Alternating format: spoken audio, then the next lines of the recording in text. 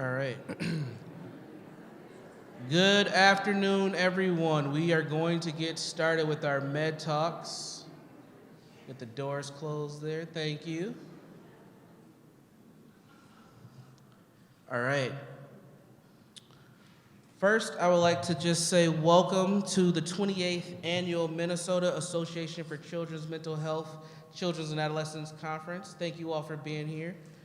My name is Brandon Jones. I am the Executive Director here at MACMH. And I want to thank you all for joining us for our MHED Talk presentation. This year, our theme is Harmony and Connection, Nurturing Mental Wellness Together. As you can see, we have these nice shirts, so please make your way down to the exhibit hall over the next few days and pick yourself up one. And to exemplify that, we have 3 excellent speakers to share their understanding of music and its connection to mental health. Please take a moment to put your phones on silent. Also, we would like for you to know that the evaluations will be open online starting Tuesday, April 30th at 5 p.m. Please complete the evaluations and follow the instructions provided in MACMH's post-conference email. And when you have completed this, then you'll receive a link to receive your certificate of attendance. Our first speaker performer will be Alan O'Malley Larson, who has over 40 years of experience in human services as a social worker, clinical supervisor, clinical program developer, and administrator. He is certified as a compassion fatigue therapist and as a clinical trauma professional. He's currently actively semi-retired. Please welcome Alan O'Malley Larson to present Music and the Brain, the Power of Music in Healing, Learning, and General Well-Being. Give him a hand.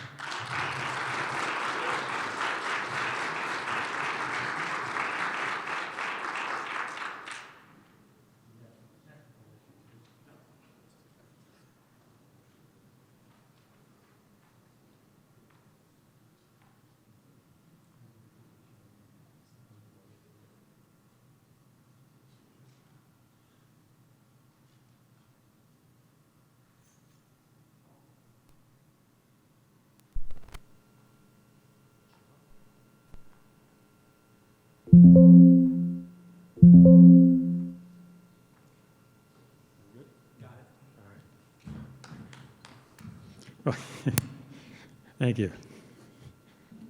So when I put this together, I wanted to do something about music in the brain, and so I came up with the subtitle of The Power of Music in Healing, Learning, and General Well-Being.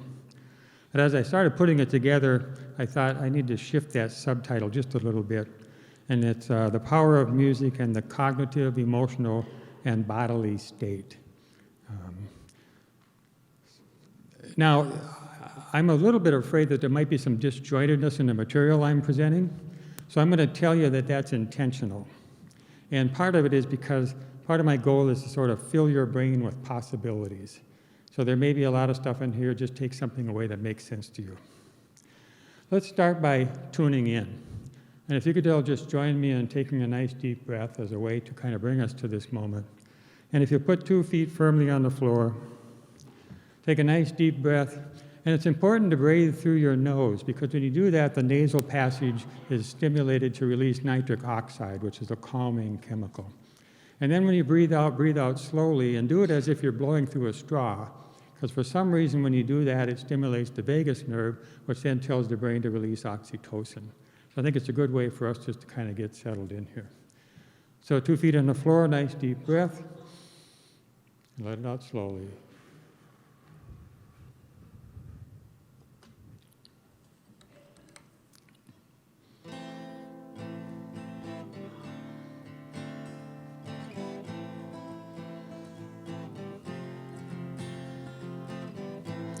In the quiet of the shadow, in the corner of the room, darkness moves upon you like a cloud across the moon. So don't forget to breathe. Don't forget to breathe. You know that you are here, and though you find you want to leave, Just don't forget to breathe. Keep your head above the water, and don't forget to breathe.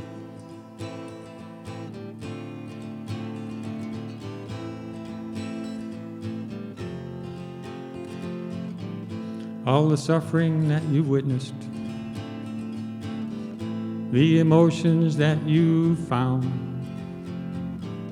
drive you further to confusion as you lose your sense of ground. So don't forget to breathe. Don't forget to breathe.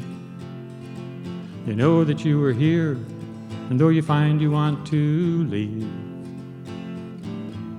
just don't forget to breathe. Keep your head above the water, and don't forget to breathe. Don't forget to breathe. Don't forget to breathe.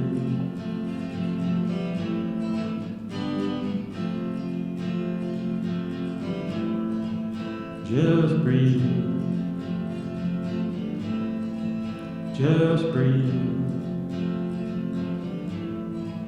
Just breathe.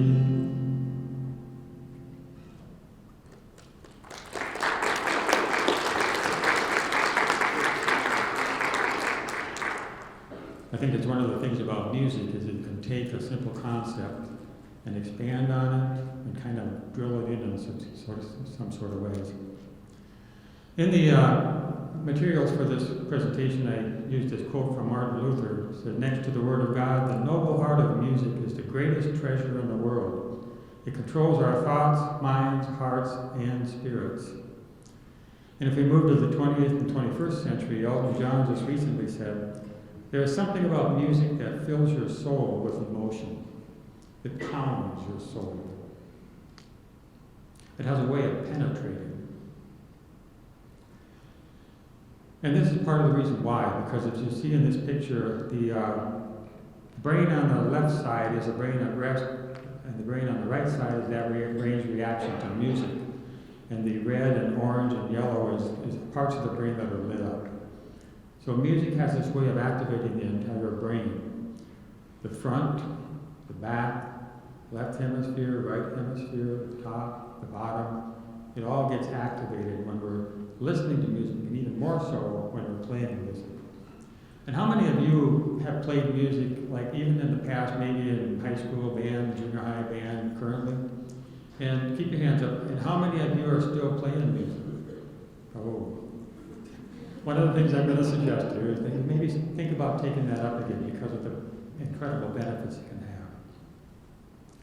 Part of what happens with music, and I think part of why I like to use music in my presentations, is it literally will help to synchronize the brain waves of everybody that's listening.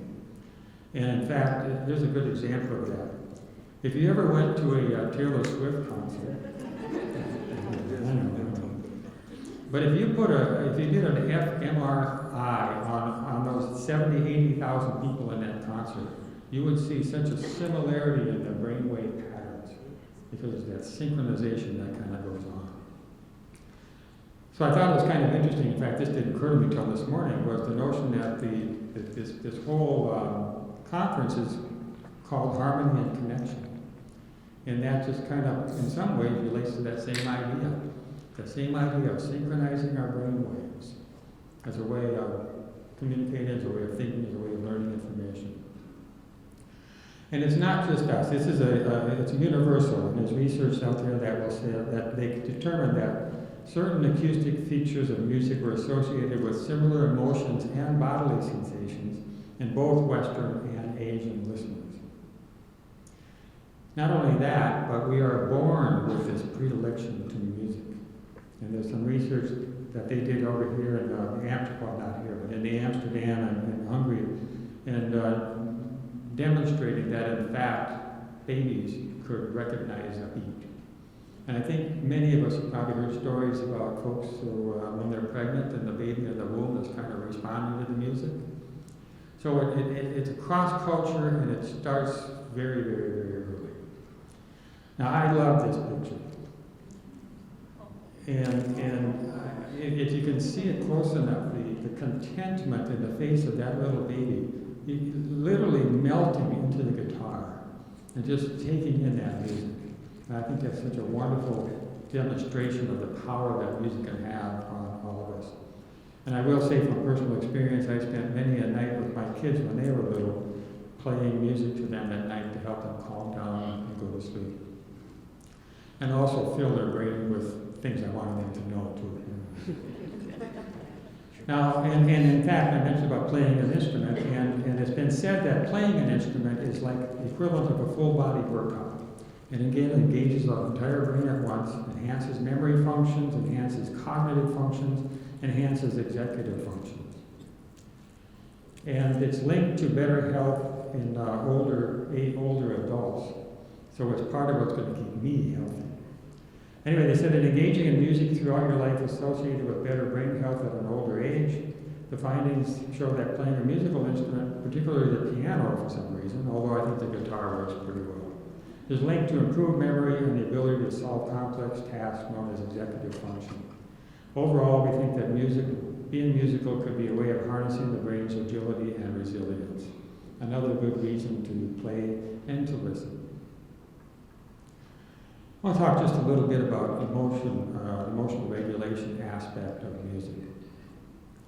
And I was at a session a little bit earlier around the neurology of music and using it in play therapy, and so I stole this information from them, but they talked about the idea of music as a way of validating the emotions and then of shifting the mood. And I want to share an example of that. Back in 2020, as COVID was going underway, I was involved with our COVID response team in Olmsted County. One of my colleagues sent me this incredible poem by Morgan Harper Nichols that just sort of spoke well to what it was like, what it felt like, and so on. Coincidentally, in that same year, my daughter contracted cancer for a second time and eventually passed away. But I took the lyrics or the poem and I put it to music, and I used that within my work with the county, but also at home for myself, for my daughter, and for friends that would come to visit. And it kind of came out like this.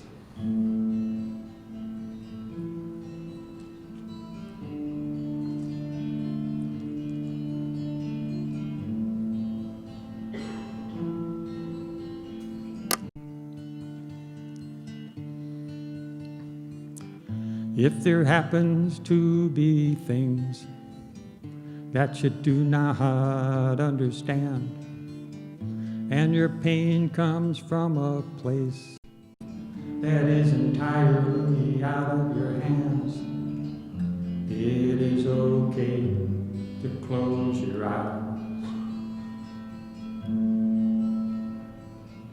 and do nothing more than breathe. Knowing you do not have to carry the weight of all these things.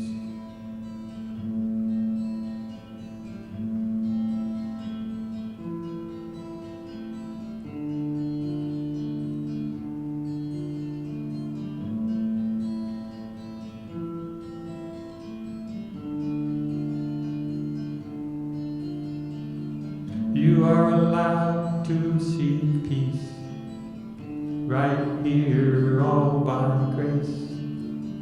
No matter what has changed or what has fallen out of place, it is okay to close your eyes and do nothing more than breathe.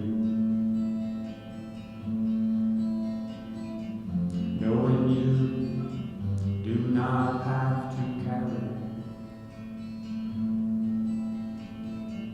the weight of all these things. It is okay to close your eyes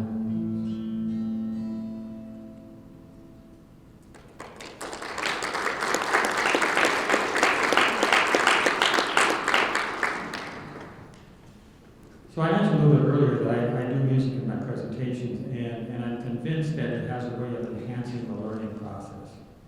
And let's just try a little bit of an experiment if you're willing to do this with me. And I've not done this before, so we'll just see how this works out. So I want to take a certain idea about the work that you're all doing and compare a plain spoken narrative of that idea to a musical rendition that addresses the same idea. So hopefully you're up for this. So I want you to pay particular attention to three things: the thoughts you're having, the emotions that you're feeling, and the bodily sensations that might be going on for you. So first, let's take another deep breath. Okay. So here's the narrative. This is difficult work that we are doing. We are exposed to so much pain and suffering, and it can be rough. Nevertheless, we love what we do. To be able to help folks along the way. So there must be more to work than just waiting for the good stuff and counting the days until the weekend. Okay, so what thoughts might we have been having as I read that off? What emotions might have been stirred a little bit? And what bodily sensations did you have?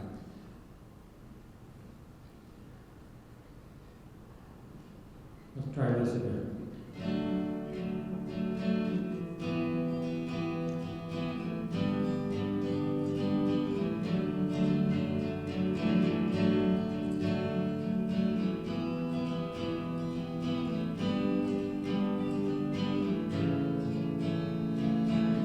This work is so damn hard, I have found pain and suffering all around.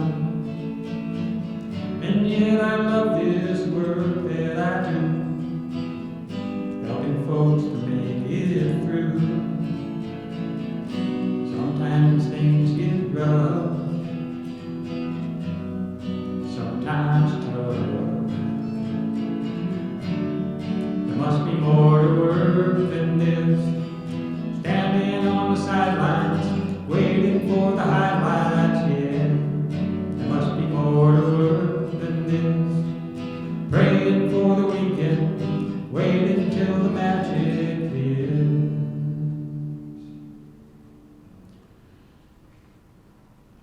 So I asked you again, what were the thoughts that might have been going through your mind during the music? What emotions might have been tapped into? And what kind of bodily sensations did you have? And raise your hand if you experienced the musical version different than the spoken narrative version. Well, thank you. The premise here is that the musical version will have seated itself more firmly in your brain, and that you may have experienced it more fully and perhaps even more viscerally. And not to beg the question, but do you think you would remember the essence of the song more than you would remember the narrative version? Yes. I hope so. Again, I think it's about brainwave synchronization between me as a presenter, for example, and you as a participant in the process. Is that we create that sort of similarity there, and so that we're kind of literally on the same wavelength, which I think is a way of enhancing a learning process and a teaching process. Oh yeah, and so it's sort of like creating a pathway to the conscious mind via the unconscious mind, whereby I can proceed to fill your brain with possibilities. Feels a little manipulative, doesn't it? All right, so music and emotional and cognitive regulation, part 2. And I call that part 2 because I couldn't think of a better segue. So I love this comment. The aim and final end of our work is to refresh the souls of other people. And this is a message, I think, for all of you. The aim and final end of our work is to refresh the souls of other people. I was at Mayo Clinic the other day getting some testing done. And if you ever had Mayo Clinic, on the lower level of the Gonda building, there's this open space that provides pathway from one building to another And in there, they have this grand piano. And every now and then, somebody will come in and play some music. And as I came by, I just happened upon this woman was playing a tune, and I just captured the last few seconds of it, and I think we can hear that here.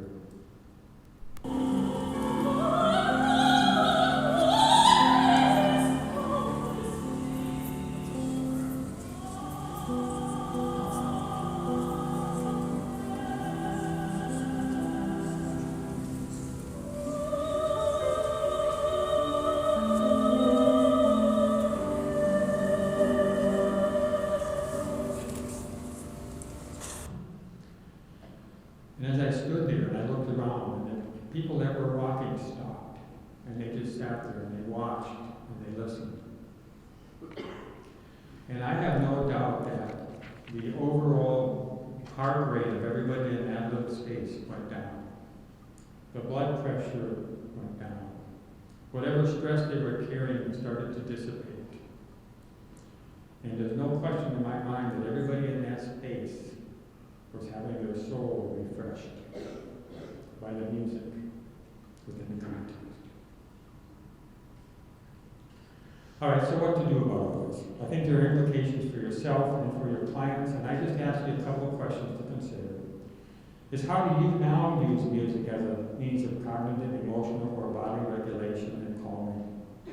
And what can you do more in this regard? Maybe you do take up that instrument. I think to me, there's no powerful means of self-care or regulation than playing music. When I pick up my guitar and start playing music, time disappears, things just, the emotions stabilize, so on and so forth. And as far as with your clients, how might you use music and work with them? Either as a part of your intervention efforts, or I learned earlier, don't call yourself a musical therapist, but you can use music and help clients to use music as ways for them to moderate and deal with their emotional issues as well. All right, actually, that's all I have until maybe later I might do more of those songs. So, anyway, thank you.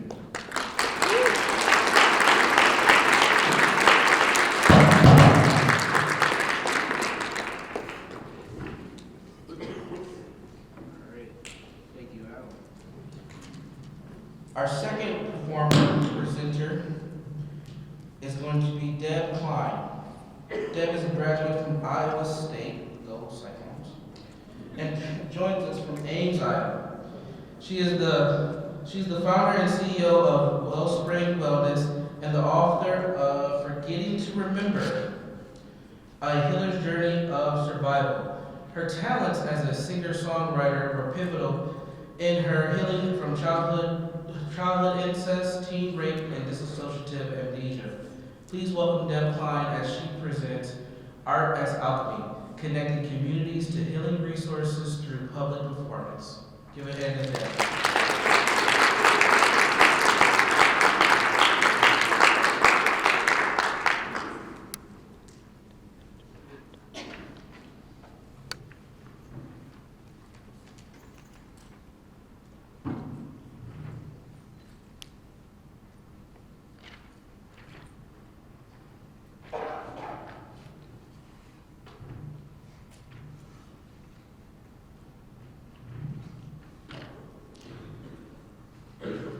Good afternoon, and thank you for having me.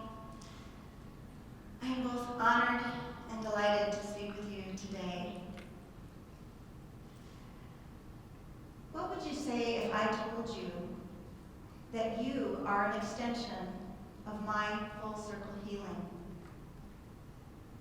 Everyone here individually and collectively amplifies my wellness journey by bearing witness to my story. Simply by showing up, sitting, and listening, we create safe public space together. Your presence is powerful. Your communal silent attention, palpable. You are holding space for me and each other as you notice how my lived experience touches your own personal story. Without having to fix or solve or change anything in my history, I invite you to be aware of what stirs within you in the next 20 minutes.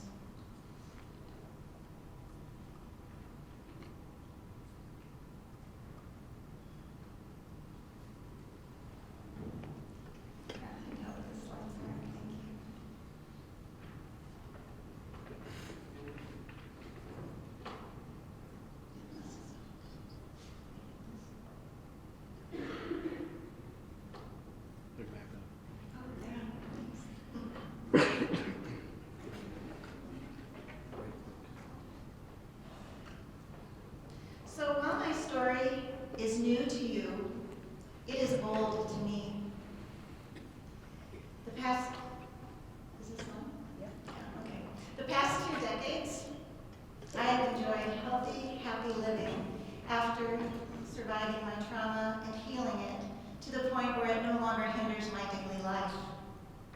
And I expect that perhaps you help your clients in the messy middle of healing and may not get to see the essential positive effects of your own efforts. Please consider me part of your professional success story, because sometime you helped someone heal and they are living better for it because you did what you did in the person that you are made a difference. Do you have any middle school nurses out there? If my middle school nurse could see me now, I do not hyperventilate at random anymore, and I could tell her exactly how those breathing episodes kept me from remembering the father-daughter incest and teen rape too soon. Too soon meaning I did not have a safe enough home environment for that information to be beneficial. If my high school counselor could see me now, no more antidepressants, and I could tell him, yes, medicine changes brain chemistry, and so does healing. If my college psychiatrist could see me now, that was my one and only attempt at suicide, and I could tell him, I now understand that the painful secret I kept even from myself was too much to bear, that I now have complete access to my abuse history, and from my recovered memories is where my full circle healing journey began. You, pivotal people, intervene at crucial times and manifest a vital impact you may never see. What you do matters. Who you are while doing it makes a difference. It is devastating that not everyone survives their initial trauma or the subsequent healing aftermath, but some of us do. And as someone who did survive and has gone on to thrive, I have been told over and over that I am the exception. What? I deem that unacceptable. I want thriving to be the expectation that victims survive and go on to thrive. I propose that public sharing of full circle healing stories in safe communal spaces will increase the odds of thriving becoming the norm. Anne Baskamp said, quote, "Shame dies when stories are told in safe places," end quote. Anne's words referred to shame concerning infertility, though I extend this phrase to apply to any form of shame that is expected to be kept private or not for public conversation. We have made revolutionary progress in finding safe, private, and anonymous spaces for healing, in one-on-one counseling sessions and small group therapy meetings. I imagine that here is where many of you are doing your best work. What a great foundation for healing. Let's expand that to include public spaces where people's pain can be honored, their healing known, and they're thriving, celebrated.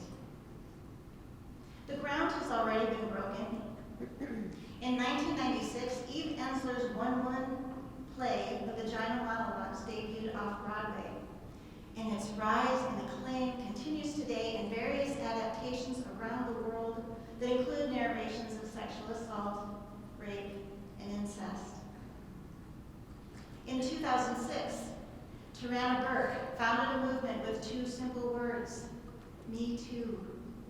And that hashtag continues to rock the world and gives supporters permission to speak out on social media, in our workplaces, across the globe. And yet, my mission of publicly sharing full circle healing journeys still comes with a steep learning curve. I sent this flyer accompanied with a proposal to a local arts venue. And previously, this venue had hosted an art exhibit of a breast cancer survivor, complete with writing workshops and art classes and Reader's Theater live performance.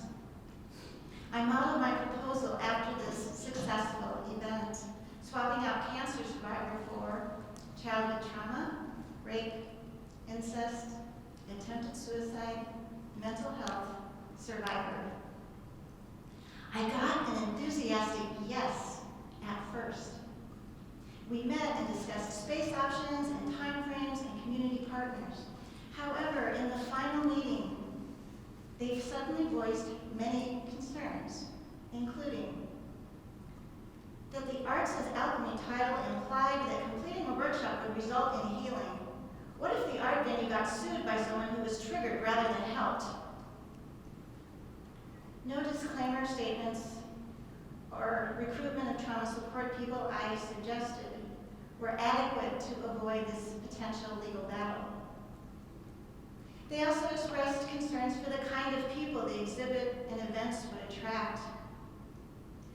My proposal had outreach opportunities with National Alliance on Mental Illness, Assault Care Center extending shelter and support, and youth and shelter services. Also, my art is not for sale, and with no commission on sales, it would be a cost deficit for them to host me. When I offered to find a donor to supplement their costs, they said they didn't think my proposal aligned with their mission statement.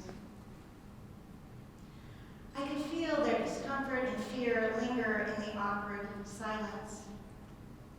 It makes people uncomfortable to talk in a real and public way about mental health struggles and child abuse, rape, and attempted suicide. How are you feeling right now? And remember, you're the professionals. Here is a need for community spaces to be able to hold difficult stories and celebrate healing. So to facilitate safe space, I honored this no and followed the yeses. Some of the yeses have surprised me. 3 different churches of different denominations have hosted my fundraiser concert, and another gallery space within a faith building is hosting my artwork this fall, complete with all the outreach and workshop opportunities.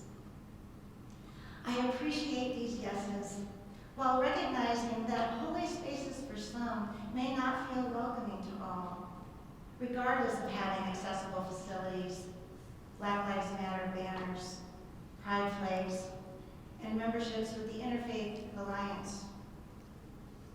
Religious communities gave me a start, and I continue to seek venues that support diversity, equity, and inclusion, and will pair with nonprofits that help people heal in body, mind, or spirit.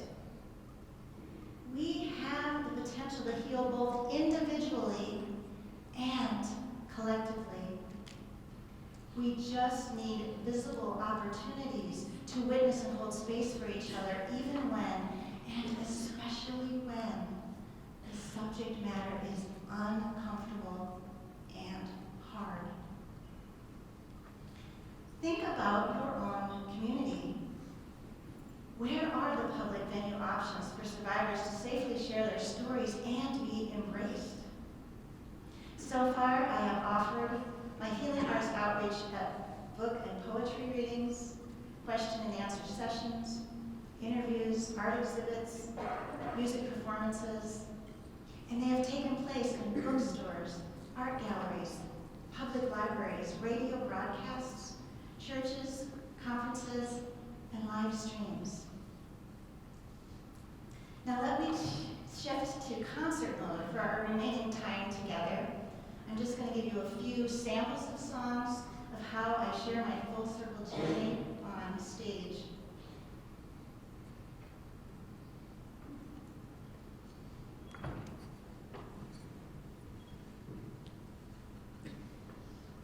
Before remembering the father-daughter incest that began at age 3 and stopped at age 7, I felt that there was something terribly wrong lurking inside me, but I had no idea what it was.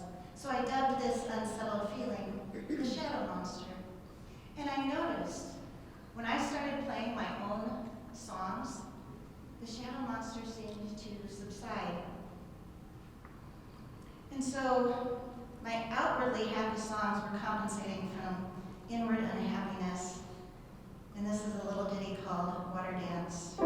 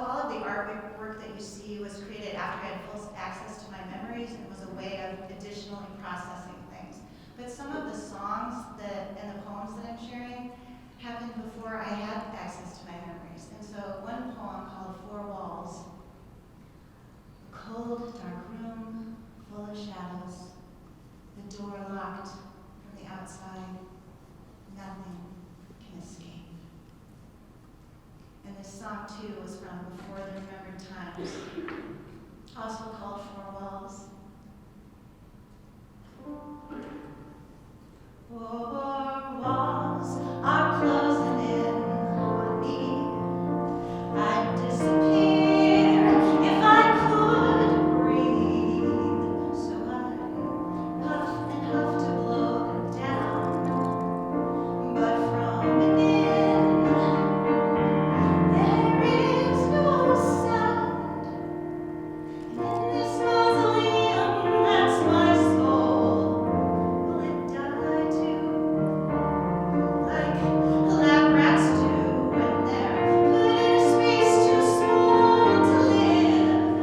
But I would give to be the size of one, so that I could slip through these cracks of mine and view the world from the outside.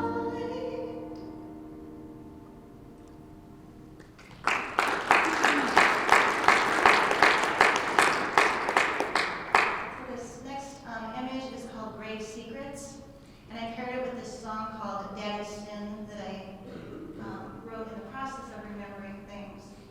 And the image and the song are, they stem from what my dad called our special game that only he and I could play, and no one else was supposed to know. It was to be our secret.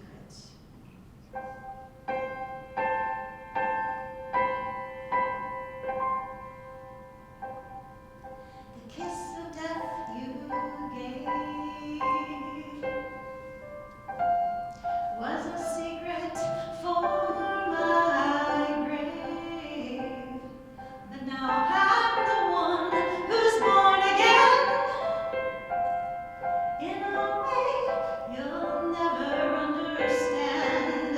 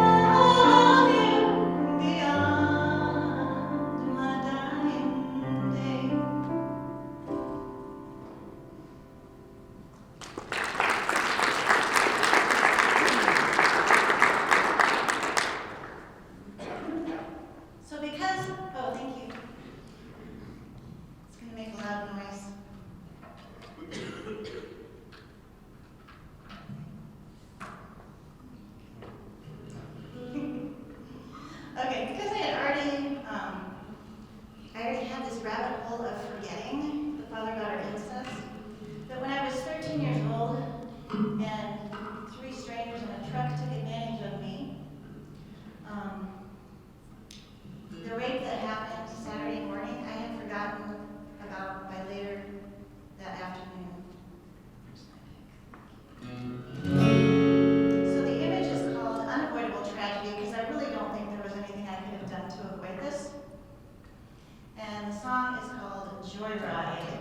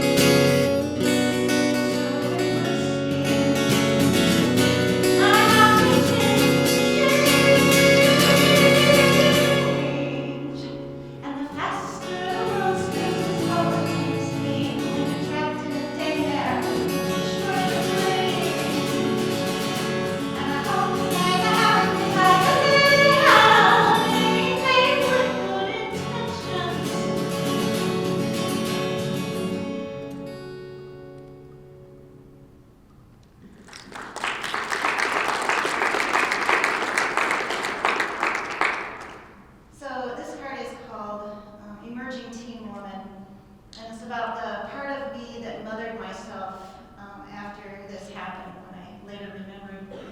But I learned how to play guitar in 8th grade music class, so shout out to music teachers, actually all teachers.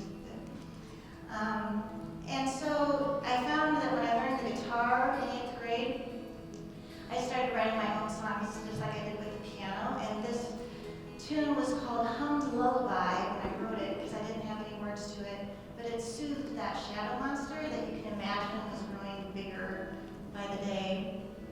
And later, when I remembered, I picked up the guitar and I wrote lyrics to this hummed lullaby. It's called Waiting for Rain.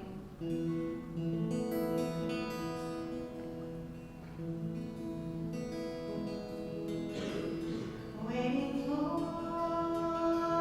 rain, sultry moods swell like held breath, clouds rolling in, exhaling the sky's ocean, like the teardrops in my mind. Sorrow seeps through lashes fine, till the bees burst spilling the heart's desire.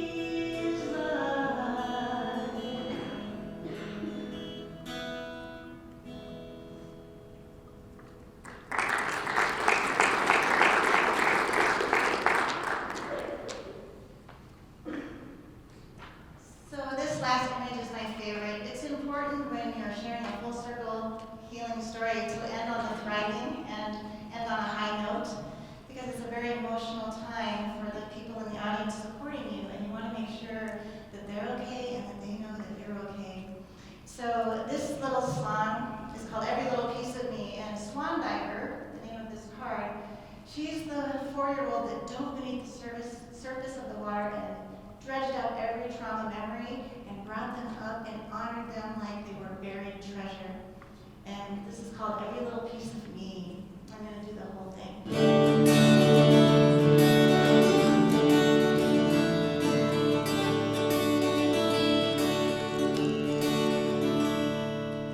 I'm not broken, but there are pieces of me scattered everywhere.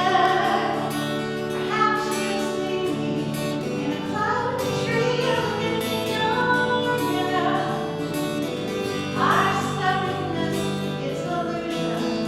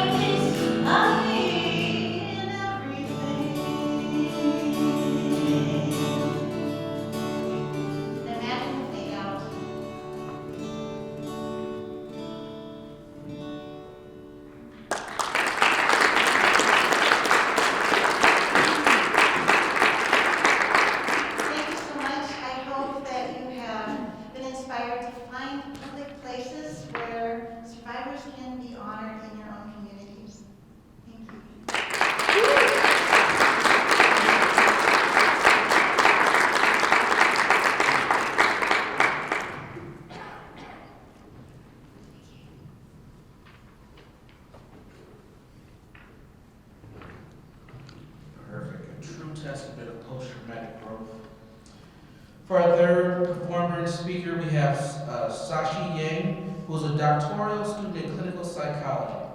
He has used his music as a tool to help navigate his identity of being a second-generation Hmong American.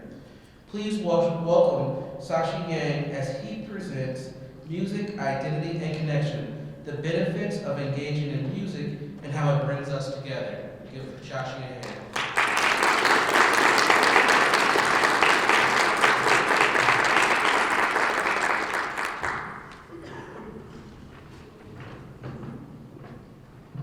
I know this isn't a part of the script, but before I start, can I ask that the stage be cleared, please? I just need a little bit more space up here.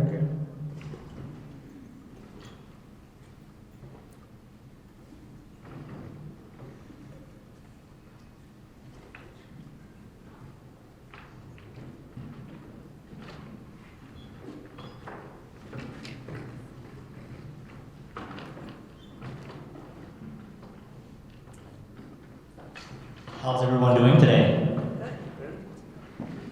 I can't hear you.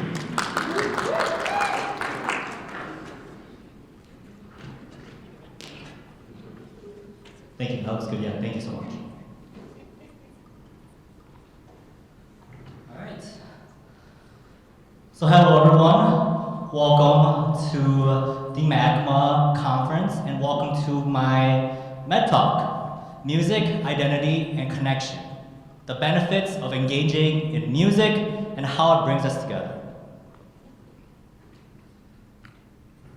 So my name, of course, is ShaShee Yang, and just a few things about myself before we really get into it. So I am 27 years old, cisgendered, heterosexual male. I'm Hmong American, and right now, I'm a fourth-year doctoral clinical psychology student at Oxford University. Are there any grad students here with me today? So we have a few in the audience. Hold it proud. Yeah. And on the other side, I am a local musician from St. Paul. So I don't want to spoil the surprise, or maybe it's already been spoiled. But I will get into song later too.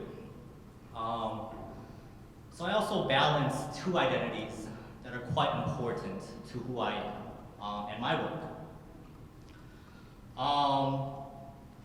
One thing about that, just being in a room full of so many wonderful practitioners, educators, people who work with children. I like to say that imposter syndrome hit me pretty hard. Because I have the opposite of the experience of most of the speakers in this room, where I have 20 plus years of performing and 2 years of clinical experience. So going into my clinical interests, I,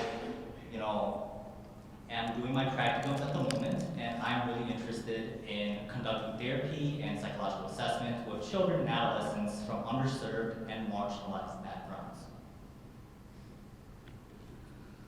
So the reason why I do all this, and it really does stem from my two biggest supporters, my mom, who is with me today in the audience, and also my dad.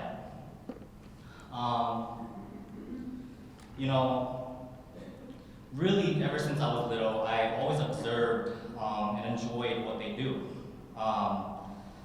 My mother's work, so she is an administrator for a school district, and she's been working with children from marginalized communities for 10 plus years now. And on the other hand, my father has always really influenced me and inspired me to balance both music and education at the same time. Not the healthiest balance, but I get by. Before I go into the next slide, this one quote really stuck out to me, and it's something my mother used to always say. Every child has a story, maybe just not the means or the words to express them yet. And I want you all in this room to hold that tightly, and we will get back to this quote later, all right? So just some background about music and mental health. Currently, just looking at the first one, there's a study in 2013 that demonstrates that listening to music can lower cortisol levels up to 61%. So the person with the highest level of reduction in that study hit 61% reduction in cortisol levels. And if you all don't know what cortisol is, it is our stress hormone. It comes up when we are feeling stressed, such as me up here speaking in front of you all. So going on to the second study, and it looks at listening to music, right? Alan did a wonderful job covering the benefits of playing music, but there's also a great benefit to listening to music as well. And as that shows, listening to like a more slower tempo, gentle, calming music can lead to a decrease in heart rate and blood pressure. And as you all may know, increased heart rate and increased blood pressure is associated with anxiety. So listening to music can kind of help mediate that a little bit. In another study, it was demonstrated that listening to music at about 60 beats per minute so just for 5 minutes, listening to something for 60 beats per minute, like a more slower tempo song, can lead to relaxed alpha level patterns, and this was kind of demonstrated in about 73% of those participants. And in my last study, highlighting music and mental health, even individuals who aren't conscious, they're under anesthesia in surgery, show reduced cortisol levels when they're listening to classical music while they're under anesthesia, and there are people digging into them, essentially. And, this just shows how powerful music can be to the conscious brain and the unconscious brain. So what does that look like in the therapeutic setting? So that can look like using like a guided meditation track with some calm, soothing backing tracks to guided meditation.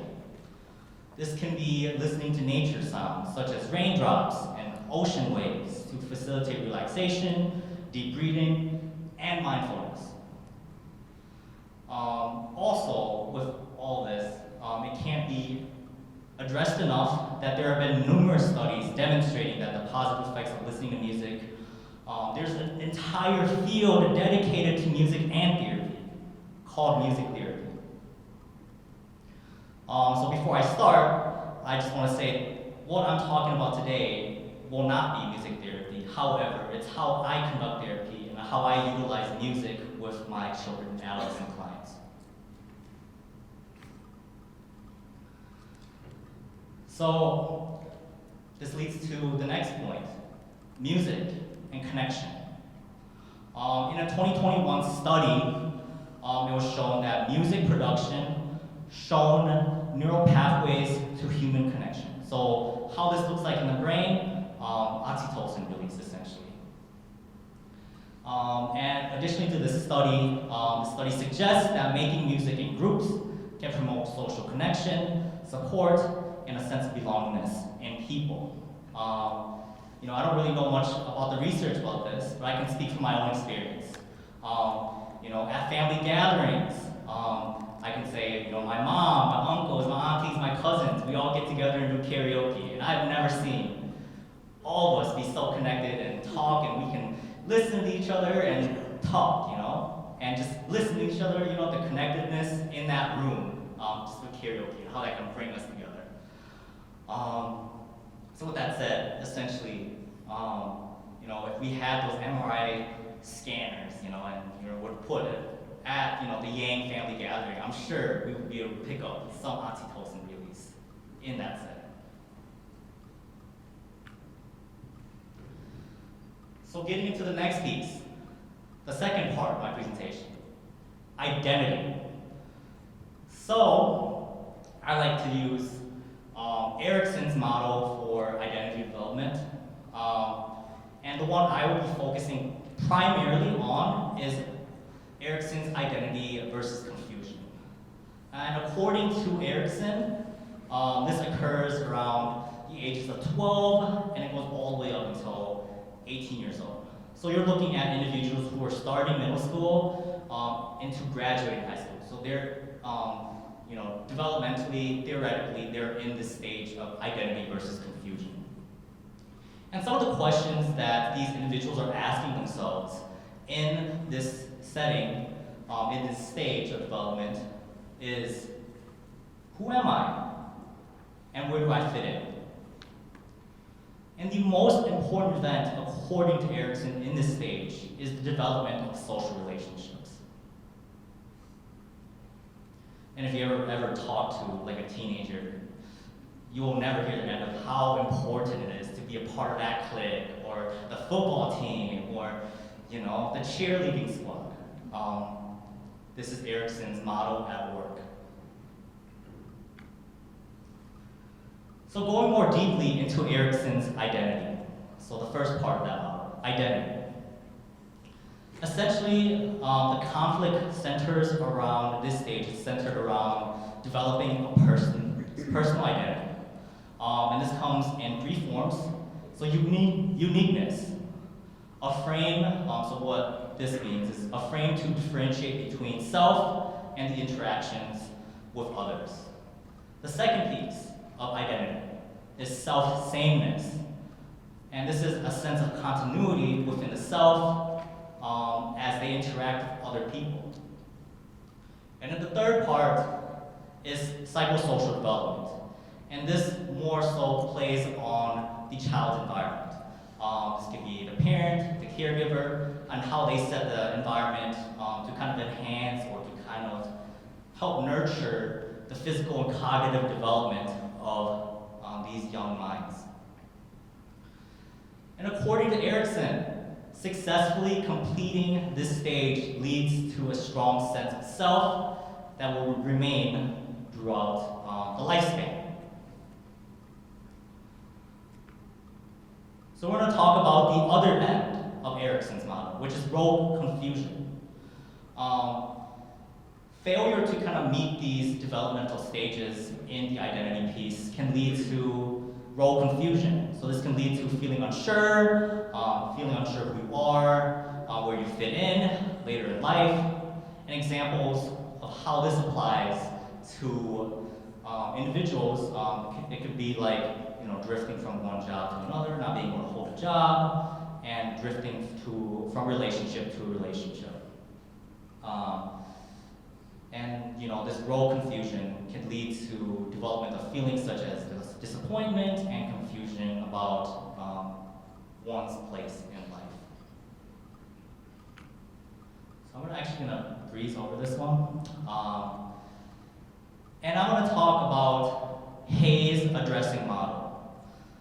So I love Erickson and how he sets the stage for development throughout the lifespan. However, it looks like he's only covering age and development. There's so many other parts to identity than just age and developmental stage. There's religion, there's ethnicity, race, social economic status, sexual orientation, indigenous heritage, national origin, and gender. Some things that our psychological forefathers did not really consider when they're developing the theory. So how I like to practice is I like to kind of merge theories of identity development with this addressing model to kind of cover the voices that have not been heard for hundreds of years, the marginalized, underserved communities. So I'd like to do this by demonstrating an example. So this will be a case presentation on a client that I'm currently seeing at my practicum site. For privacy reasons and confidentiality reasons, I will keep his name anonymous using the synonym Pedro. So Pedro was referred to clinic for concerns related to anxiety and depression.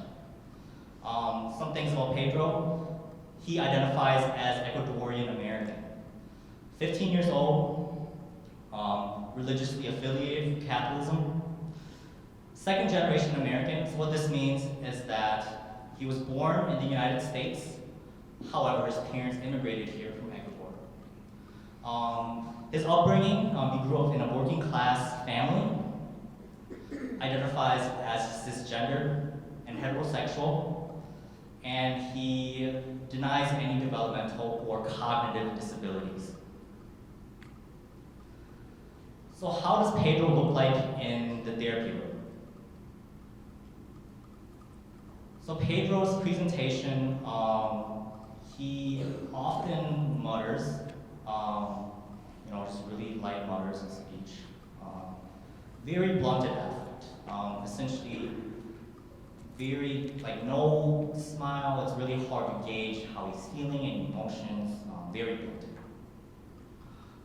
He's pretty insightful for his age, and it seems like he's been through therapy as a child. He's pretty used to, he was able to kind of list and talk about CBT, so cognitive behavioral therapy to me. So he's been, in therapy before. And, generally his eye contact is, good, and he's generally pretty engaged in session. One important thing, there was no suicidal or homicidal or violent ideations present. So what are some intersection identities between Pedro and I? So for the most part, we are relatively different, and this is using the addressable model.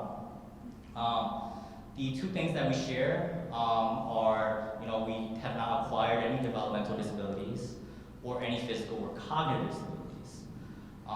We are both heterosexual, cisgender males, and we're both second generation Americans.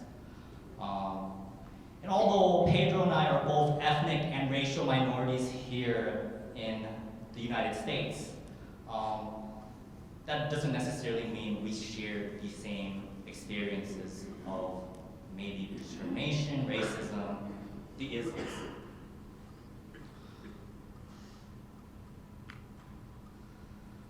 So how do I connect with Pedro? Essentially, so using a person-centered approach, using empathy, validation, reflection statements, and unconditional positive regard. I can just get a sense of Pedro that perhaps, he doesn't get much validation at home. Pedro is also a musician, and so that's another identity that we share. He's a musician and songwriter. He enjoys performing and writing songs and playing for his school talent show.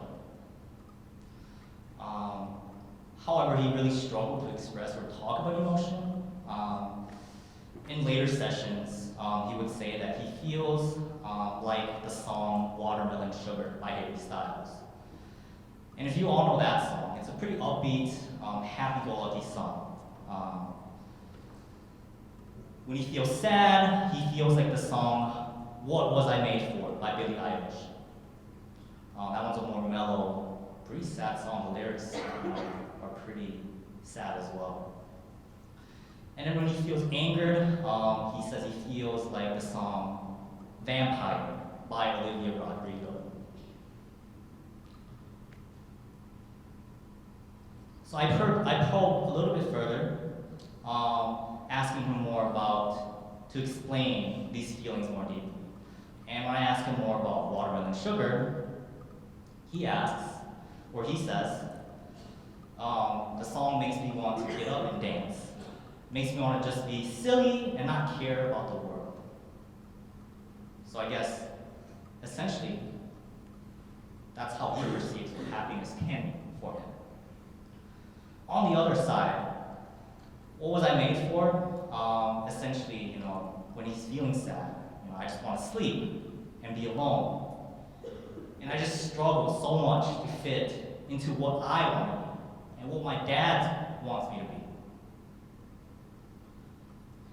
And then with anger, he says, I feel angry when people take from me or lie to me or betray me. It can feel like a vampire is sucking control away from me. I just want to yell and scream. So I prescribed some homework. Instead of journaling, I suggest he write a song. And I recommend, just listing words that come to mind, words that have meaning to him, and finding a connection between those words, and then connecting those words to a metaphor or a symbol. After establishing that structure, focusing on the lyrics and finding rhyming words. And one thing with musicians is that they really struggle with this perfectionism. So I told them to disregard perfectionism, rhythm, and melody. Just focus on the words. And of course, the standard 10-minute guided meditation was also recommended. So here are some word associations that Pedro came up with. So the first word, weak. He associated that with crying. The word silent, he associated that with jail. The word pain, associated with separation. Dad to villain. Mom, Karen. And music, to be free. So probing a little bit further, Pedro reported that, essentially he, is reprimanded by father for being a wet blanket. And in his culture, being called a wet blanket is equivalent to being called like a sissy. Because he cries too much. Pedro reported that he also feels powerless and his ideas are always shut down by father, feeling speechless. On the other hand, Pedro also talked about the pain of his parents' separation when he was 6. So that's where that pain going to separation comes from. And it looks like there's some unresolved trauma there with the divorce, the separation at age 6. Pedro also reported that he would like to be more connected to his emotions and be more caring like his mother. However, his culture of what men should be like does not allow that. After establishing Pedro's song, it seemed like Pedro began to be more open, feeling more relieved in future sessions. So this work with him, it was really empowering to see him light up and to connect with me and to speak with me about music, and that's how he expresses himself. So in conclusion, for Pedro and children like him, it does not mean that they do not have a lot to say. They may just need a different outlet to find a voice. For Pedro, his outlet was music and writing a song about his narrative, and doing that was healing for him. My role as his therapist is to integrate multiple aspects of identity and to utilize his voice, music, as an outlet for his self-expression and healing. So as I speak to you all in the audience today, these are questions to ask yourself when you're working with children.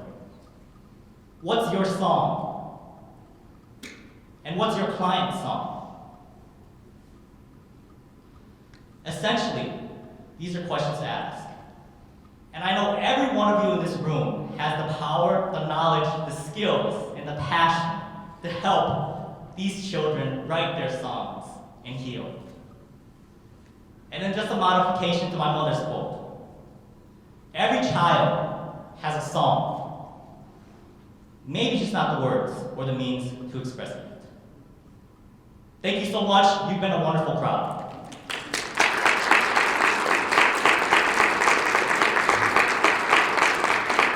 And then, as I promised, you're in for a show. Just let me get a few minutes to set up here.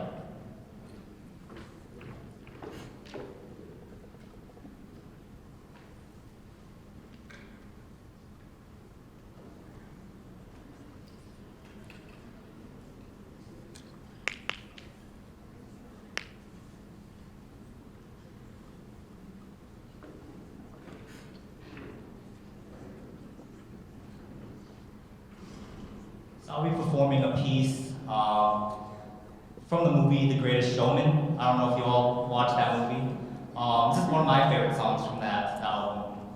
Never Enough by Lorna. And then sound people, if you could just give me a few minutes to just test my sound real quick.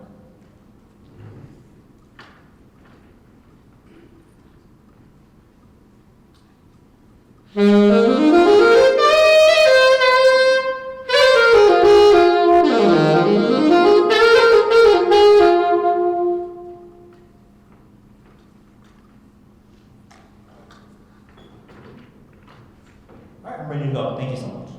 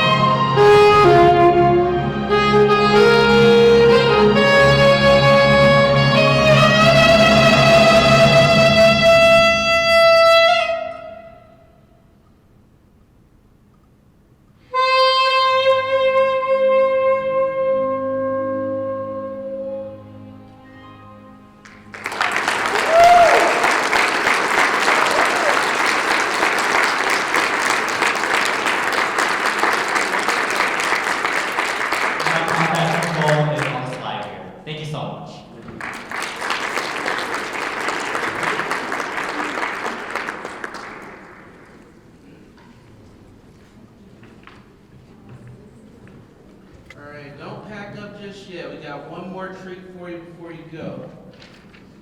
Alan is going to perform one more quick song, and then I have a quick announcement. We'll be wrapping up with the reception next door. Let's give Alan a moment to get set up here.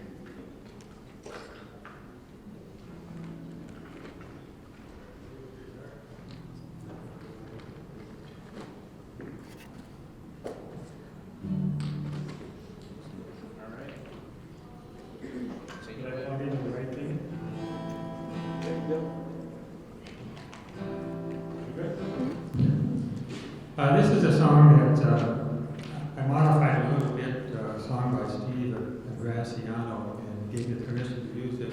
And this is a song for all of you out there and recognizing the work that you do.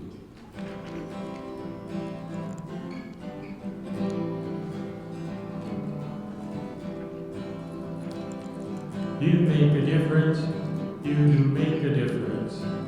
You make a difference in the world. You make a difference, you do make a difference. You make a difference in the world. When you feel your client's sorrow and you see your clients cry, you make a difference in the world. You bring care and understanding and do so much more than try. You make a difference in the world. You make a difference, you do make a difference. You make a difference in the world. You make a difference, you do make a difference. You make a difference in the world. So let your work shine on, let it shine for all to see.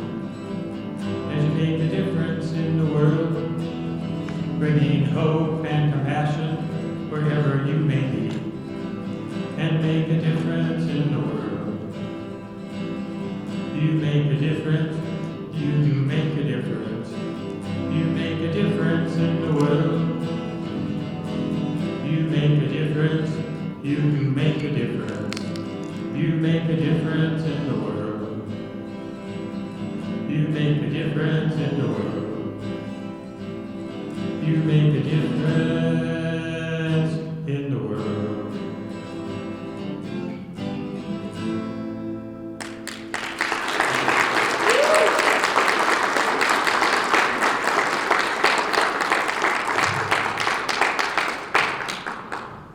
Amazing. Thanks so much, Deb. Thank you, Alan, and thank you, ShaShee. This has been a soothing and thought-provoking and very heartfelt performance and talk. Now we hope that you all will join us next door for our annual MHED Talks Plus reception, where you get to speak with the speakers, enjoy some time with yourselves, and eat some food. We're just going to go right out this door to the right, and we'll see you there soon. Thank you all for being here. Take care.